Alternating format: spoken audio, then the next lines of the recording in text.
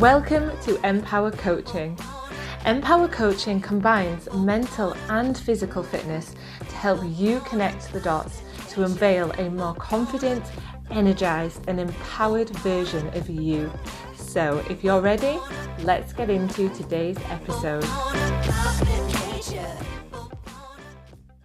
Well, it has been one fucking hot minute since I last recorded a podcast. Oh my God. I can only apologise for my absence. As you may have known, I moved country, so I am now living in Thailand, and safe to say it has been a bit of a whirlwind ever since that happened. So a few things have had to take a backseat, and of course, recording the podcast was unfortunately one of them. The main reason for that is because it has been non-stop, but also I have been building my business in the background, working more on my coaching program with the Be Free strategy to help people beat bulimia and binge eating. But also I've not found an opportunity to be able to just sit and be able to record you guys a podcast and also have an environment in which I can do so. Because everywhere is either echoey or there's a fan in the background or there's an aircon clanging away. So I sound like I'm making excuses. I kind of am, but I just want you to know that's where I've been. I am still alive, and I do apologise for taking so long to send out the next podcast. Anyway, that's out the way. I hope you are all very well. I hope my lovely regular listeners are still with me and can forgive me for my absence. So today I want to talk about an element of my Be Free strategy. It's one of the steps that I used within the 4-step strategy, and it's a really important one. It's step number 1 because it's really laying down the foundations that you need to have in place to make sure that you can actually recover from bulimia and binge eating for good. So not just something to help you for a couple of days, weeks, months, something that's going to help you make sure that you don't ever have another relapse, that you don't ever go back to binge eating again. So it's really, really an important step. Now, I call this step the commit to permit step. And you're probably wondering what the hell I'm talking about, and that's fine. Let me explain. So Abraham Lincoln once quoted, and I love this quote, it's very famous, I'm sure you've heard it: commitment is what transforms a promise into a reality. So that's one of my favourite quotes because it's one where you kind of just, you say it and you think, God, it's so simple, but so bang on. It's so true. Because how many times have you woken up in the morning and you've made a promise to yourself that you're going to stop the binging, that you're going to have a healthier day, that you're going to start to look after your body, blah, blah, blah. All empty promises, because by the end of the day, you're back to your old habits, right?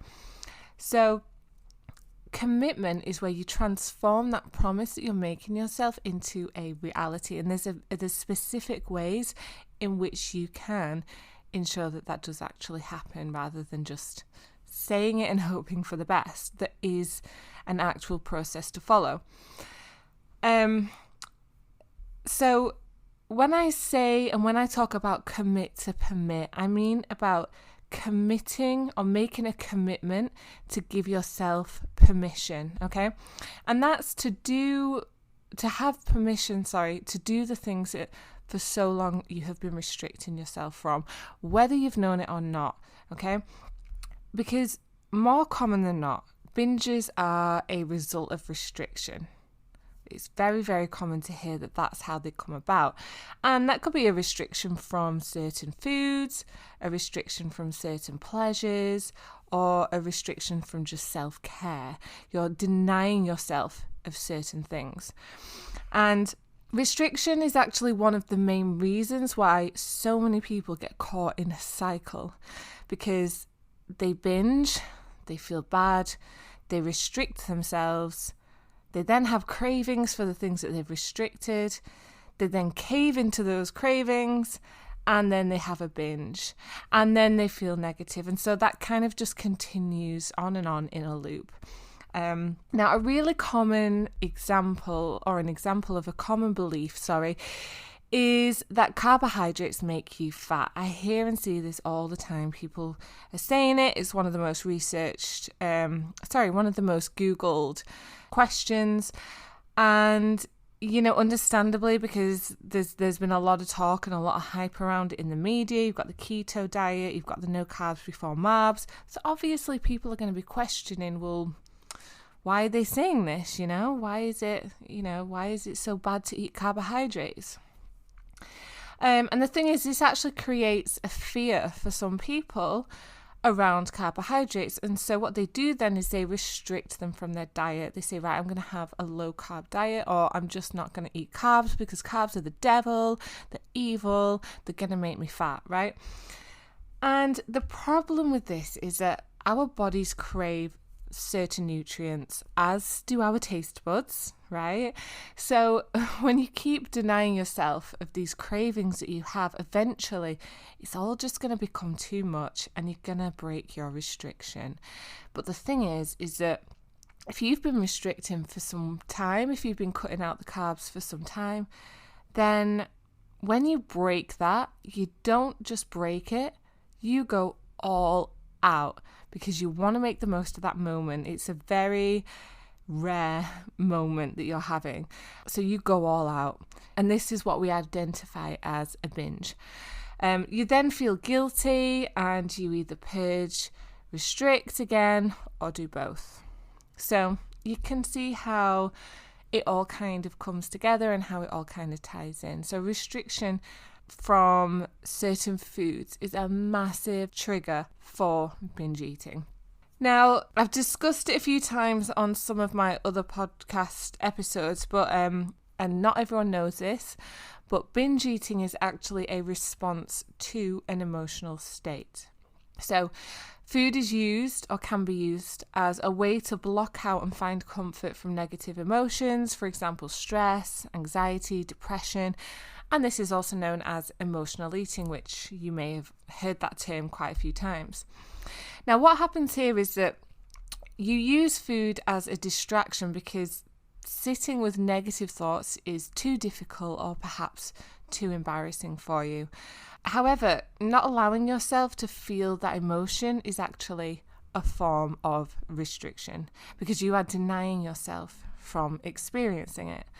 And that is completely understandable. I hear you. I know what it's like. It's not nice. You know, if you're feeling depressed, if you're anxious, if you're stressed, then of course it's not a nice thing to sit with and to accept. I get that. But the problem is that negative emotions, they are completely normal. We all experience them. And they need to be felt to be understood. And you need to understand your emotions because you need to know why you feel a certain way, how this affects you, and being able to identify that and know that is going to help you understand what you actually need to make yourself feel better rather than just covering them up or ignoring the emotion with food. So being able to feel the emotion, to allow yourself to feel these negative emotions instead of just pushing them away and pushing them down, is going to help you understand what it is that you really need to help make you feel better. And it's not going to be food. That is not going to be the answer. Food is just a cover-up. It's just a way to distract you away from that horrible emotion that you do not enjoy. And, you know, if you don't do this, if you don't allow this to happen, then you're just going to continue to eat emotionally. You're going to continue to binge. And that's not okay, is it? Binging itself is an act of self-sabotage, and if you're also purging as well, then this is extremely damaging to your physical health. And you may have already experienced such negative health problems such as nausea, acid reflux, burst blood cells, swollen glands in your throat, migraines, nausea. I know because I've been there, I've experienced it all. So I know that these are some of the things that you are probably experiencing too. So it's really, really very detrimental on your physical health. But binging also very discreetly sabotages your mental health as well. Because every time you binge, it's usually followed by hurtful thoughts such as, I am a pig, I am disgusting, no one will ever be attracted to me. Again, they're the kind of thoughts that I would have. I felt really disgusted in myself if I was sat surrounded by snack packets and, the leftover packets of the food that I've just binged on. It would make me feel disgusting, and I would feel like a really greedy, uncontrollable pig. And that would make me feel really unattractive, and just very, very, I guess, just disgusted and ashamed at myself. And this internal beat up that you go through is why so many people, including myself, suffer with a lack of self-confidence and self-worth. You just keep beating yourself down. It's almost like, how would you feel if a bully was saying that stuff to you? Eventually it beats you right down if you allow them to, right? You're doing it to yourself. You're beating yourself right down. Until you just literally hit rock bottom. And then this creates that cycle of negative thought, binge, negative thought, binge. And so this is how you stay stuck in the cycle, going round and round. And the problem with this is that if you don't feel worthy of yourself, then it is almost impossible to accept that someone else will, to believe that someone else is going to see you as worthy. And then this creates a barrier between you being able to be open with someone and receiving love from someone else, which is why, many women struggle with being able to find a partner when they're battling binge eating and bulimia. So it's really, really important that you have to start with self-love and commit yourself to redefining your self-worth. That's what it's all about. The difference here as well is that commitment is entirely different to motivation. It's completely different. And it's really important that you understand that there is a difference, because motivation does not work for recovery at all. And that's because it's unreliable. It's unreliable because it relies completely on your emotional state. So, waking up, for example, one morning, you're in a good mood and you tell yourself, right, today I'm not going to binge because I'm feeling good, I'm feeling strong, I'm super motivated, today is going to be a binge-free day. And that is fucking fantastic to have that feeling, but it's not sustainable at all, because then what happens is you get to the end of the day or the end of the working week, let's say, and you're tired, you're burnt out, it's been a lot of stress this week, there's a lot going on. Would you still have that same positive motivation that you had before? Probably not, because you've lost that motivation. You've had a shit week and you're no longer motivated. So all of that positive attitude of I'm not going to binge, I'm going to be strong this week, it all just fucking disappears pretty straight away. And when you lose motivation, you lose inhibition. You say fuck it and you make excuses to validate a binge. It's been a really shit week, I deserve this. That kind of mentality. So commitment, this is where it's different. Commitment is where you're making that promise no matter what, regardless of how you're feeling. This mindset and specific promise to your recovery is going to aid you all the way through the good and the bad days, because it creates consistency. So it doesn't matter what mood you're in, like motivation, you have to be in a positive mood. When it comes to commitment, it doesn't matter what mood you're in, you're going to do it. You're going to stick to the plan that you have made. And again, you might be thinking, I haven't got a clue how I'm supposed to be committed. If you're saying that that's not just being in a good mood and saying that I'm going to do something and then do it, well, I hear you. I get that. But again, there is a certain process that you can take around creating that commitment. And I can help you with that. That's all you have to do is just reach out to me and I can help walk you through that process. That is what I do in the Be Free strategy. That's what it's all about.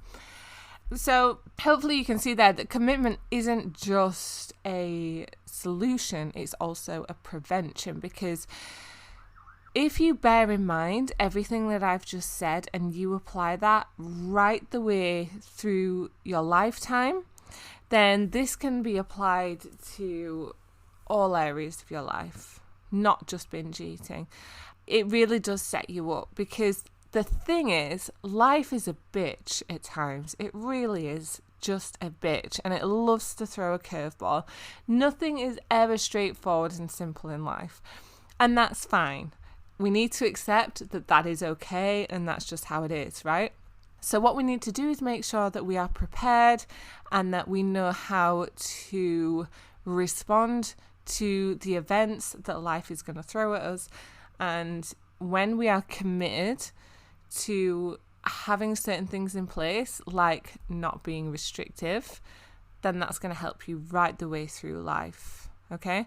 So committing to give yourself permission is not just for the short term, it is also for the long term. And I hope that makes sense.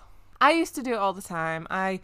One of my things that I would restrict is chocolate, because for some reason I couldn't control myself around chocolate. I would have a little bit and then I'd need a little bit more, and then, I'd want a little bit more, and before you know it, it's a big bar of chocolate is just completely gone. And so I saw that as my trigger, and I thought, okay, well, if I'm gonna find a way to manage my triggers, then I'll just eradicate chocolate completely. I'll get rid of that trigger entirely. So I thought that I was doing the right thing. I really did believe that I was doing the right thing by doing that. But what I later found out is that actually I was just restricting myself from chocolate. I was creating a restriction. So I wanted the chocolate, I craved the chocolate, but I said, no, I am not allowed the chocolate. And so then, the chocolate became the enemy, and it was seen as bad food, and I would do my best to avoid it as much as possible. But then those moments when I was feeling really, really shitty, I'd had a bad day or a bad week, and I'd lose that motivation, and I'd just be like, yeah, fuck it, I'm going to have some chocolate. I'd make the most of it. I would eat as much as I could, and I'd binge on it. And there we go. So it's easy to see how restriction ties in quite heavily to binge eating, and how it is actually a trigger in itself. So that's really what I mean when I say commit to permit. You're committing, you're making a promise that you are going to not restrict ever again. Okay? You are committed to not restrict anything. And that doesn't mean to just have a blowout all the time. It just means if you want it, have it, but learn how to do it in a healthier way, not in a full-blown binge. Right? And as I mentioned before, it's not just about giving yourself permission to eat food and to not restrict certain foods. It's giving yourself permission to accept yourself and to love yourself and see yourself of higher worth as well. Because when you've been battling something like binge eating and bulimia for a long amount of time, you really do feel like a worthless piece of shit. Like you create that kind of mentality around yourself. And so you feel like you're not worthy of happiness, that you're not worthy of being around nice people, or worthy of just, having a partner or a family, because you can't even look after yourself. And, this self-belief is really damaging. So that's why it's really important that you make a commitment to yourself, that actually you are going to allow yourself to love and to accept who you are, and to work on your own self-development instead of pushing yourself down all the time. And again, this isn't easy when you've been battling with your own negative mindset for so long. It doesn't just happen overnight.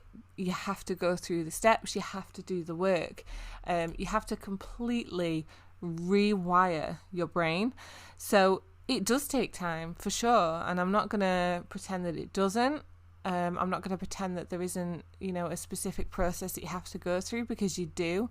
But the good news is that you can get over it and you can rewire your mind when you follow certain principles to do so. And I know that that's going to be very difficult for some people, so that's why I'm here. That's why the Be Free strategy exists. It's for me to help guide you through those kind of processes, to help you, figure out what it is that you need to do in order to achieve that commitment. But I suppose if I was to give you maybe a piece of advice that you could probably just go away with right now and start implementing, it would be to write down on a piece of paper your own commitment. So you're going to commit yourself to not restricting. So whether that's around food, whether that's around self-worth or self-love, write that down on a piece of paper. So I don't know, just for an example, you could say, I commit to believing in myself. And you're going to stick that up on a wall somewhere. I don't know, like maybe in the bathroom, if you get ready by the mirror every single morning, maybe that would be a good place. Sticking it in a cupboard where the food is, and just saying, I commit to believing in myself. And that statement alone can be really powerful in just reminding yourself of what it is that you're doing, that you're believing in yourself, that you can overcome this, that you can recover and make your way through it. And, not just recovery, that you have self-belief in yourself for being worthy, having a chance of happiness, writing that down on a piece of paper, even sign it at the bottom so it's like a full-blown fucking commitment, right? Whatever it is, but write it down on a piece of paper, stick it up somewhere that you're going to be, where you're going to see it a lot, and let that just be a daily reminder for you, because out of sight, out of mind, right? That happens. So when you're making these kind of commitments, sometimes you just need that little reminder to keep you going.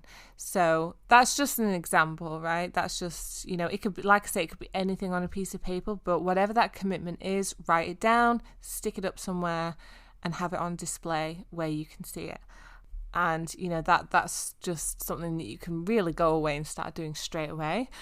But yeah, like I say, for anything else, my Be Free strategy is now launched. I'm now taking on clients to work through the 4 steps, with each person obviously taking their own time through it. Everyone has a unique recovery, different scenarios, different lifestyles. But the majority of people that follow the Be Free strategy are going to make a full recovery in just 3 months.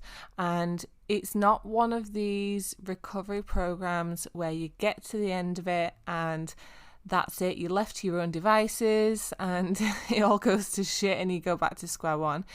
It's different because the whole way through this program, you're being set up for life. You're being given the tools that you can go away with and use for life. So of course you've got my guidance throughout, but then once you set your wings free and you're on your own after the program, you're going to fucking nail it because you've got everything you need to be able to do so, right? So if you're interested, if you'd like to know more about the Be Free strategy and my coaching program, then absolutely hit me up. You can email me at Em.Powercoaching@gmail.com. You can follow me on Instagram, Em.Powercoaching UK. Also my Facebook page, exactly the same, it's Em.Powercoaching UK. And just reach out to me and let me help. Also, if you keep an eye on my social pages, I am running online webinars for free as well, where I literally disclose the whole of my Be Free strategy. Every single step of the strategy gets unveiled. So if you are going to follow me on social media, I would definitely recommend keeping an eye out for that, because then you'll get to know everything for free, right? So it's just a little bonus really of everyone who follows me on there. But other than that, I hope that you've all been well. Again, I'm sorry that I've been off the grid for some time. Hopefully I will try and make these a little bit more frequent now that I'm feeling a bit more settled. But thank you so much for tuning in, for continuing your support. Hello to any new listeners. My name's Emma, and hopefully I'll be reconnecting with you again very soon. All right, thank you for listening. Have a great week, and I will catch up with you very soon.